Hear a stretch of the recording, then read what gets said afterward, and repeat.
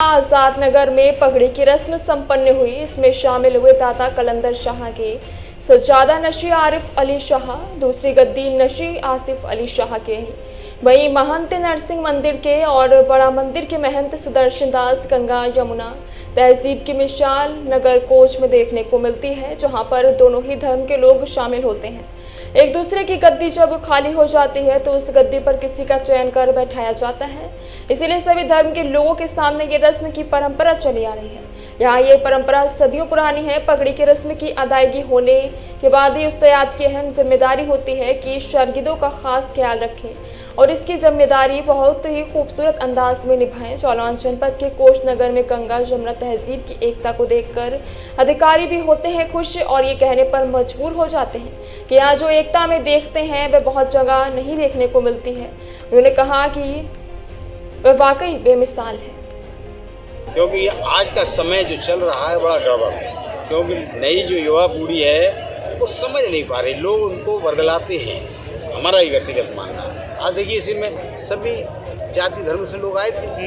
अच्छा, अखाड़े का मकसद क्या होता है? किसी भी धर्म का अखाड़ा हो तो अखाड़े का मकसद क्या होता है? क्या मैसेज देना होता है? अखाड़े का मकसद ये होता है कि जो अखाड़ा होता है माने हर जाति धर्म में है, तो जिस धर्म का वो अखाड़ा है उस धर्म का अखाड़े का जो मुखिया होता है उसका दायित्व ये होता है कि हम अपने समाज को जोड़ रहे हैं, टूटने न दें, और अपने समाज का संदेश दूसरे समाज को ये दें कि आप लोग प्रेम भाईचारा से रहें और एक दूसरे के सुख दुख में सम्मिलित हों।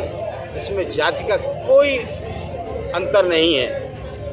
और हम लोगों के भी यहाँ भी कभी कोई कार्यक्रम होता है तो ये सब हमारे पिताजी की जो गद्दी हुई थी सन 1989 में, हमारे दादा का इंतकाल होने के बाद, तो उसमें पहली पगड़ी यहाँ एक बड़ी तकिया से भी आए थे और ये मुजफ्फर अली जी थे, उन्होंने साल उड़ाया था।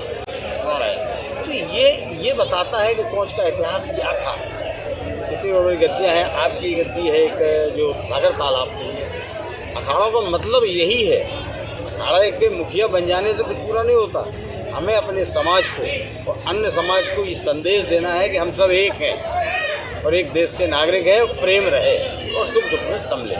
अखाड़े का मूल उद्देश्य तो यही है, तो मुखिया बन जाने से नहीं होता। बच्चे भी जागृत हों, सीखें अपने आप को सुरक्षित रखने के लिए कैसे बचाव किया जाए। एक दूसरे के लिए अगर मदद नहीं करेंगे, किसी भी धर्म जाति के हों, अखाड़े किसी भी बनाएगा, जोड़ेगा कौन, दिशा कौन देगा? जो अखाड़े गद्दियाँ होती हैं किसी भी समुदाय की, वही तो जोड़ते हैं। अब आजकल का दौर तो ये चल रहा है कि अखाड़े का मकसद समझा जाता है तोड़ना, जबकि मकसद है असल अखाड़े का कि जोड़ना, लोगों को जोड़ा जाए और अपने आप को सुरक्षित रखें और दूसरे लोगों को भी बचा के रखें। एक्चुअल में आज जो समय है कुछ इसमें गलत विचारधारा की राजनीति में भी और मठ मंदिरों में और इन जो अखाड़े कह लो कि इसमें भी गलत लोग जुड़ गए हैं। वो एक अपना धर्म विशेष या अपनी बात को चलाना चाहते हैं। जो हमारे पूर्वजों की स्थितियां थी कि किस वजह से बने और क्या दिशा देते थे। एक समय कोच नगर में ऐसा समय आया कि मंदिर और आपके ताजिया निकलते थे। एक समय था, सन आपको बात बता रहा हूँ, करीब 65-66 में एक जगह से था। दोनों ने बैठकर ये एडजस्टमेंट किया कि आप पहले निकल जाएं, हम बाद में निकल जाएं कहीं आप। मैंने ये भाईचारा यही तो था, यही मकसद होता था। अब गलत हो गया। नई युवा पीढ़ी को गलत दिशा दी जा रही है, चाहे वो धर्मगुरु हो, हिंदुओं में हो चाहे मुस्लिमों में हो। सही दिशा देने वाले लोग नहीं है, उसमें राजनीति का हस्तक्षेप हो गया है। विशेष बात तो ये है हमारे अपने दृष्टिकोण। क्या मैसेज देना चाहेंगे आवाम के लिए? हम मैसेज तो ये देना चाहते हैं, आज ये कार्यक्रम देख के, अभी हम कई कार्यक्रमों में गए यहाँ और हम प्राय हमको और भी जगह बुलाया जाता है, तो बड़ा अच्छा लगा कि आज सारे समुदाय के लोग हमारे इतना सम्मानित किया। अब हम इंशाअल्लाह उतरेंगे और लोगों को सिखाने में कोई पसंद नहीं लगा। कैसा महसूस हो रहा है आज जो जिस तरह से रस्म की अदायगी हुई? ये महसूस हो रहा कि सभी धर्म के लोग आए, सभी मठाधीश यहाँ पर मौजूद हैं।